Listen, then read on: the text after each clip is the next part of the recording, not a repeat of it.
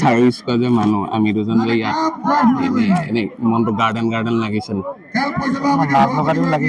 লাজ কিয় লাগিছে ব্লগাৰ মানুহৰ লাজ লাগিলে নহ'ব না মানুহে কৈ থাকক ষ্টাডি কৰক মানে বিভিন্ন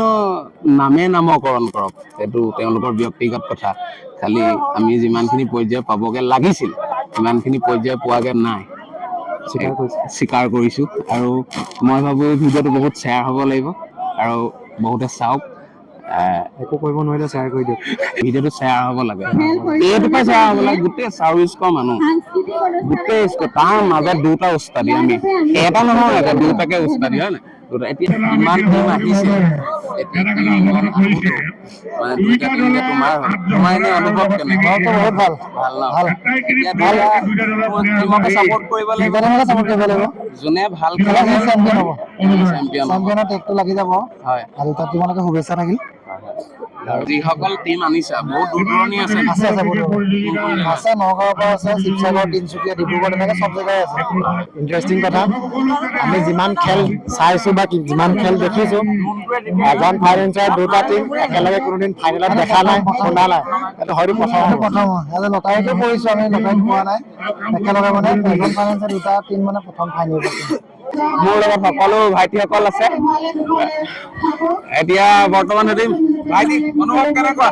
একদম ধুনীয়া হৈ আছে কিবা পাৰ্টি দুটা অনুজ দাহঁতে জিকিব মানে হেৰি জুনু এইটো জিকিব এইটো এনআৰ এইটো জিকিব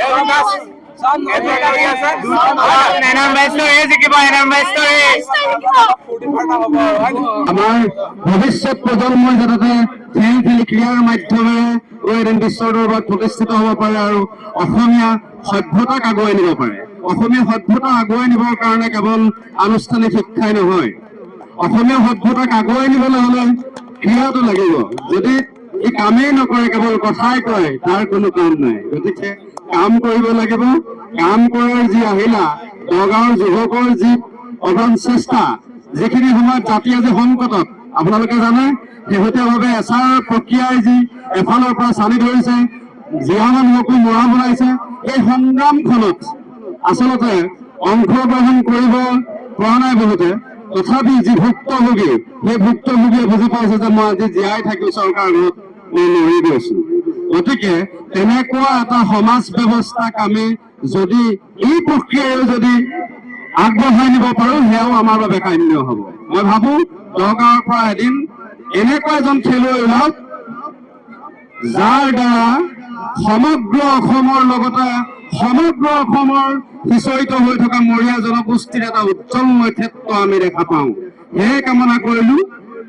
আৰু পুনৰবাৰ ইয়াতকৈ আটক ধুনীয়াকৈ এখন খেল প্ৰতিষ্ঠিত হওক প্ৰত্যেকটো অনুষ্ঠানৰ লগতে মই দৰগাঁৱৰ জড়িত দুৰ্ভাগ্যৰ বিষয় মই আজি 4 দিনীয়া খেলখনত সকলোটো দিনত থাকিব লগা হ'ল তাৰ আগতে মই কেইবাটাও অনুষ্ঠানত অংশগ্ৰহণ কৰাৰ বাবে মই নোৱাৰিলো তাৰ বাবে মই দৰগাঁৱৰ যুৱ সমাজৰ ওচৰত ক্ষমা প্ৰাৰ্থী পৰৱৰ্তী দিনত কিন্তু প্ৰত্যেকটো অনুষ্ঠানতে থাকিবলৈ মই যত্ন কৰিম এয়াই মই আজি চমু মন্তব্য কৰি মই সামৰণি মাৰিলো ধন্যবাদ জয় অসম বৰ্তমান ফাইনেল খেল সময় আহি পালেহি আৰু এতিয়া বোমা বিস্ফোৰণ হ'ব বুলি ভাবিছে নি বোমা বিস্ফোৰণ নহয় গোটেই আকাশত উৰিব এতিয়া এঘণ্টাৰ পাছতে আপোনালোকে আকাশত ধুম ধাম আৰু খেলখন পথাৰৰ মাজত হৈছে এটা কথা মানিব লাগিব পিছখন কেমেৰাটো অকণমান তললৈ কৰি যদি দেখুৱাই দিয়ে পিছখনৰ যিটো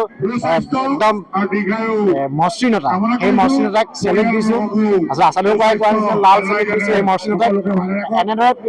পথাৰৰ মাজত এনেদৰে এখন পিচ বনোৱাটো ইমান সম্ভৱ নহয় যদিও কাকজান দৰগাঁৱত সম্ভৱ কৰি তুলিছে দুয়োটা পাৰ যদি চাই সম্পূৰ্ণ উধপমুধলৈকে এখন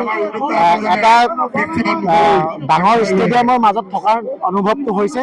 আৰু এই পিচখন সঁচাকৈ শলাগ ল'বলগীয়া এখন পিচ যদিও বা